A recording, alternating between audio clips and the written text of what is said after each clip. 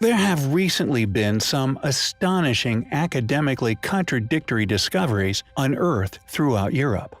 Archaeologists have been discovering a network of underground tunnels, apparently somehow cut throughout the Stone Age, which cover the territories of Spain, Turkey, and most of the European continent. Their approximate age, according to funded archaeologists, is no less than 12,000 years. Yet how people living within the Stone Age, people without any form of metal tools or chisels, managed to cut thousands of miles of tunnel systems is clearly a considerably contradictory mystery. Thousands of underground tunnels stretching from Scotland to Turkey that have, predictably, placed the many submissive, order-taking funded scientists throughout the academic world at a dead end to explain. However, if one presumes, as the evidence we share here on our channel often suggests, that a past, now lost, highly advanced civilization once flourished here on our Earth, their creation is less of a challenge to explain. Yet the purpose for their existence will remain an enigma. Were they created by a group attempting to hide from something?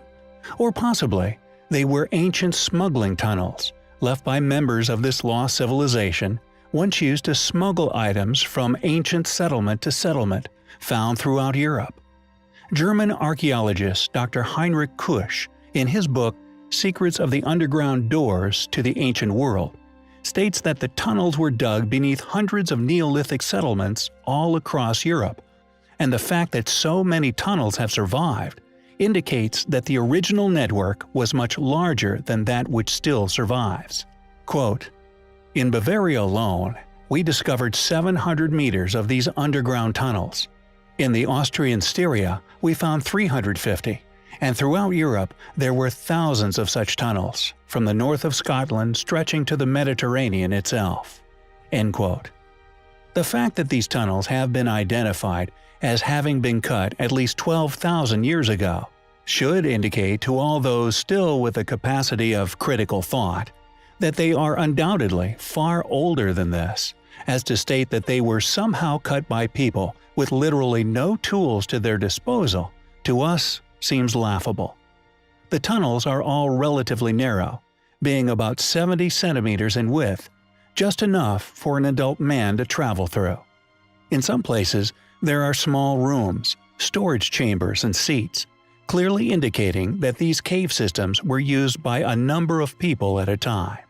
How did our ancient ancestors create such an awe-inspiring network of tunnels without the utilization of some form of tunneling equipment, lighting, and indeed smelted metal tools? It is not surprising to us, or anyone who has paid attention to the limited tale of events put forward by academia, that these tunnels remain a perplexing ancient artifact for them to explain. Yet we feel they are clear evidence of a past civilization, having crudely cut these tunnels, possibly for some nefarious reason we are yet to unravel. They are undoubtedly highly compelling. Edinburgh, Scotland, a very ancient land with a castle built upon an extinct volcano. Many mysterious things lay and possibly live within Scotland, the most famous of which undoubtedly the extremely elusive Loch Ness Monster. However, recent surveys would suggest that among the most popular of attractions are in fact its vast collection of, to the well-trained eye, extremely ancient coves and cave systems. Hand-cut, these caverns will demonstrate the immense skill, determination, and of course ingenuity of our distant ancestors, revealing to all those who are lucky enough to visit them just what these ancient people were capable of. And hidden behind a modest door on Drum Street in Gilmerton is quite possibly the most incredible network of them all: underground passageways, large, perfectly carved chambers, benches, tables, and even a small chapel, all painstakingly hewn from solid stone by hand. And thankfully, due to their popular attraction with tourists, often the explorers amongst us, many open-minded individuals, have often been left with a sense of discomposure regarding the officially upheld explanation for their origins. As such, and rather predictably, Many alternative theories, often involving a far more ancient origin for the cove and its purpose, now abound. The mass regurgitated view regarding the construction would suggest that a blacksmith by the name of George Patterson, who actually resided within the cove within the 18th century, somehow created them alone by hand and within a mere 5-year period, with even George himself claiming to have cut this extensive, elaborate, and unquestionably enigmatic underground structure using simple hand tools. Since the claims 3 centuries ago, however, numerous holes have been seemingly discovered within this popularly upheld sequence of events, fueling the already prevalent suspicions within skeptic parties, maybe in an attempt to hide its true antiquity, as we experience so often during our research. On Wednesday, the 15th of August, 1906, a front-page column by a writer known as F.R. Coles for The Scotsman dug into George Patterson's version of events, commonly referred to as the tradition. Coles found it to have been nothing but a fictional fallacy, possibly created by George himself in an attempt to profit from deception. It seems Patterson not only accomplished the seemingly impossible, excavating hundreds of tons of stone, but also it seems he successfully went unnoticed by the entire surrounding population during this entire procedure. Just who could have built Gilmerton Cove? When was it built? Why did they build it? With modern radar scans of the surrounding area indicating that even more systems lay close by, still undiscovered, possibly isolated by ancient cave-ins, you have to wonder, could the Gilmerton Cove be far older and originally far grander and extensively larger than anyone today could have ever possibly imagined? Will we ever solve the mystery of Gilmerton Cove? It seems only time will tell. Phoenix Hill, Xianbeiqun, China. In 1994, an extremely mysterious discovery would be made. Considered by the Chinese as the 9th ancient wonder of the world, a series of 24 ancient, artificial caves were discovered. Specialists have been quietly astounded by them. And the more we learn, the more of a spectacular and mysterious achievement they are seen to be. The first thing that struck explorers was their size. Each cave has a minimum floor space of 1,000 square feet, an unimaginable undertaking at the time they were thought to have been constructed. Officially dated prior to the dynasties of China, which began 3,000 years ago, meaning they are very, very old. The walls of the caves are scarred with strange uniform tool marks. The weird thing about the markings is that they are all set on a 60-degree angle. Every single chisel mark within the cave system without exception is on an exact 60-degree cutting angle. This has led many to suspect that the caves must have somehow been dug using advanced machinery. However, because this feature is unique within our current knowledge of ancient structures, the angle of cutting could indeed have been made by hand, with the purpose of decoration, but this would have made the job of cutting them out even more laborious. Additionally, once the caves had been assessed and explored, a remarkable thing was realized. Although the caves were the result of excavating thousands and thousands of tons of rock, this rock seems to have vanished from existence. There is no trace of a spoil pile anywhere to be seen. It is as if the caves have always been there. No traces of their construction has ever been found anywhere, no cave writings, drawings, tools, or human remains, and nothing within historical records. The cave's construction simply doesn't make sense, and any evidence for their construction doesn't exist. Add to this the fact that the cave systems predate Chinese civilization by some time and show evidence of being cut out by machine. And the Longyu caves undoubtedly become a curiosity to scientific explanation and historical understanding, to say the least. These remarkable caves are a very strong and solid piece of evidence to suggest that advanced cultures have already been and gone on this planet, or that visitors of extraterrestrial origin visited the planet prior to human development. As far as I am aware, these are the only two possible scenarios for the builders of such a construction. The cave systems are well over 3,000 years old and still intact. Whoever was capable of constructing them was also capable of disposing of the huge mountains of rock that would have been excavated without leaving any evidence of how they did this, or indeed built the caves anywhere. The caves are known as one of the largest underground complexes ever discovered. The fact that more is not heard about this wonderful place is testament to their extraordinary existence, meaning no one within the scientific community can or want to try to explain them. Also, which I found highly interesting, when they were discovered they were completely filled with water. Whether this was once salt water has not been disclosed, but I have personal suspicions as to how this water came to rest within these underground caverns. No fish were found within the caves, which many found odd. However, if you suspected that the waters be residual leftovers from a great flood, water from the great seas of Earth, then over time, salt levels would plummet and fish accustomed to sea water would have died. Who do you think built the long U caves? The cave's existence hints towards a hidden history here on our planet, a history that we must unravel if we are ever to fully understand ourselves and our home. We recently covered the astonishing and largely unexplained ancient temple known as Kailash, which quietly sits within India. A temple cut out from a solid rock with such precision, such vision and accuracy, it is a feat we would struggle to recreate even to this day, clearly demonstrating an ancient high technology that has undoubtedly been lost over the millennia. Could this temple actually be evidence left by a far older group of people? A remnant left by a far more advanced civilization than that which academia will allow us to publicly discuss within many modern fields of study. Within the Barabar and Nagarjuni hills of the Jehanabad district of India sits another series of rock-cut features. 6 crudely cut caves, carved into large stones, which litter the surrounding hillsides. They could be seen as crude and possibly more modern attempts to recreate what can be found on the top of the hill. Known as the Lomas Rishi Cave, cut into an enormous rock, it is the only one out of the many within the area, which demonstrates a level of refinement which literally boggles the mind. The only cave in the area that has a delicately cut entrance, but also an interior which has seemingly been protected from the elements, perfectly preserved in its original state, demonstrating a state of rock cutting which has left the rock polished to a mirror-smooth finish. Evidence reinforcing the postulation that this cave, and additionally Kailash Temple, are remnants left by a far older and once far more advanced culture than officially accepted.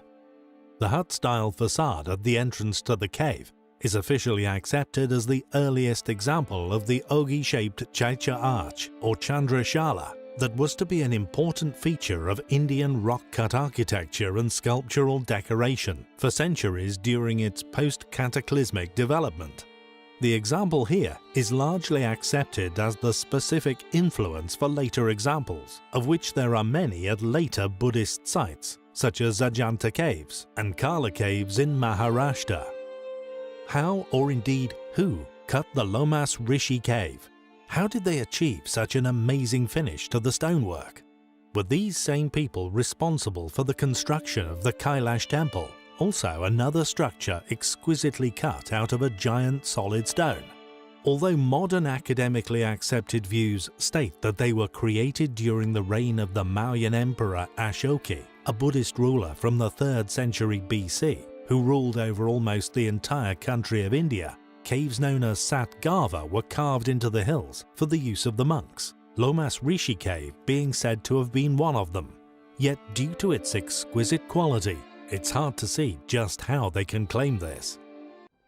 Since the rediscovery of what is unquestionably the most puzzling, astounding, and enigmatic site on Earth, the Great Pyramids and the Sphinx of Giza, we have been led to believe that what could be described as an astonishingly accurate yet somewhat vandalistic later addition was once put there by a caliph named Al-Ma'mun.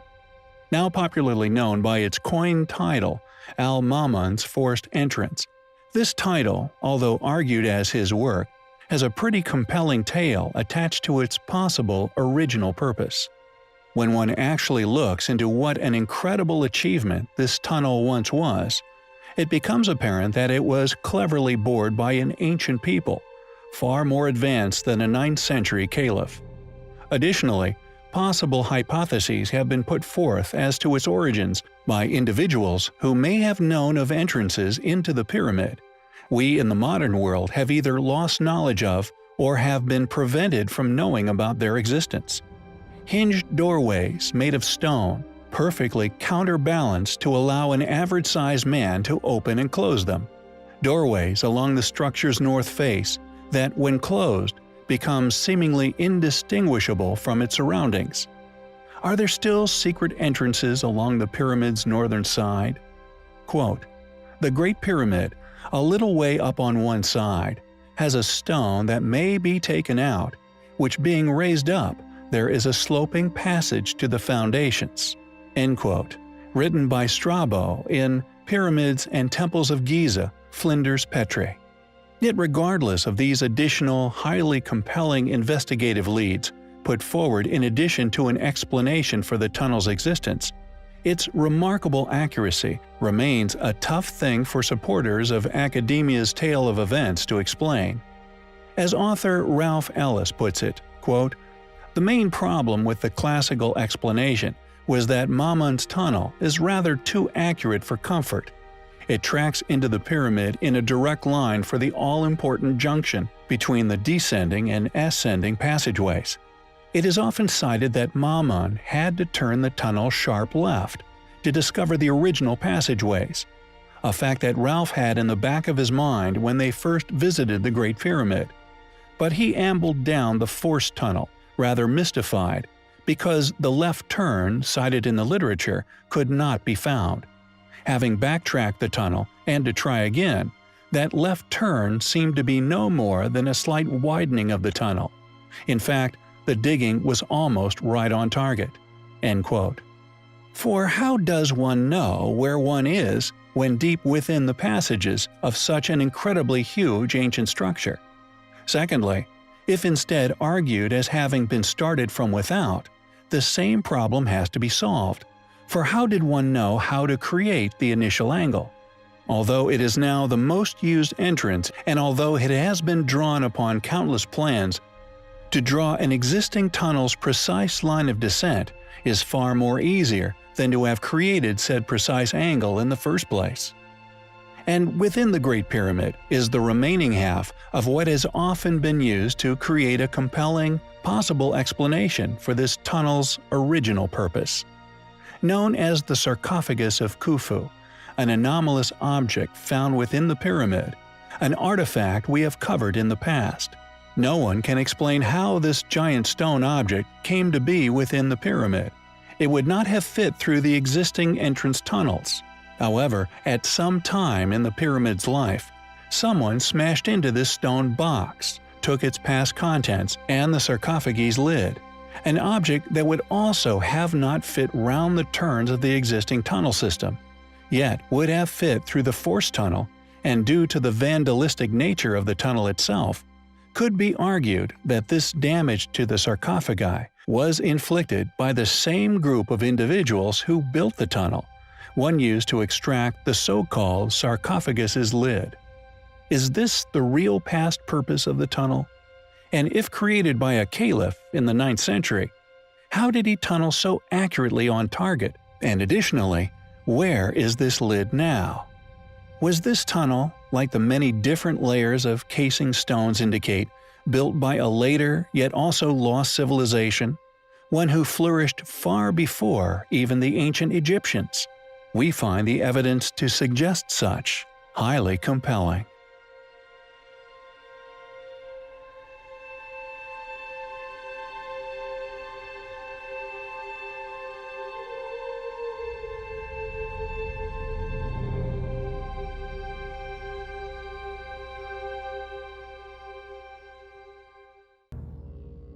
Many ancient sites found scattered all over the planet share an enigmatic feature: a pattern of scarring left upon their megalithic blocks and often upon their walls, once left by a technology built by an as yet not understood civilization.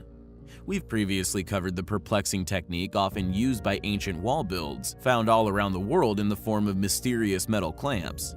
Used to seat huge stone blocks as they settled over the following years, these clamps, dated to similar times within antiquity and varying in style from continent to continent, somehow turned up all over the world at around the same time, strongly suggesting some form of intercontinental travel and thus sharing of technologies. Furthermore, and perhaps more intriguing, are the links that we, here on the channel, along with others in alternative research, and even funded institutes from nations around the world, have begun to notice and hopefully triangulate a signature left by this once highly advanced group of individuals. The most noticeable of these sites, and the one which initially started us upon this journey, was Longyu Cave in China. A cave system hewn from solid bedrock, leaving no waste piles of stone anywhere, marking the stone with a telltale scar pattern. These parallel marks are not just found at Longyu. Similar yet not identical marks have also been found elsewhere on Earth. A slight variation in style is what one would expect with shared knowledge. As with the metal clamps, a slight variation can be found from continent to continent. These similar marks can also be found at the ancient quarry of Yangshan, China, and Petra in Jordan, both argued for years to actually be the workmanship of a civilization far older than any noted within modern academia. These marks were then discovered to be upon the ceiling of Cave 1 at the ancient site of Mamallapuram within India, another site which in places shows levels of erosion far in excess of that which should be seen at a site dated within known history. Yet perhaps the most impressive of these marks, and most probably the ones made by the conceptual machine of origin, are the scars witnessed and now subsequently catalogued at Baalbek. These are far too large for any hand tool, made into solid granite with such precision. These also display circular motions, as if left by a modern-day tunnel boring machine. This evidence, undoubtedly unnoticed upon many more ancient sites, is clearly compelling evidence to support our channel's hypothesis that a mysterious history once occurred here on our planet, and will hopefully shed some light on the amazing people responsible for this phase of our past. Thanks for watching, guys, and until next time, take care.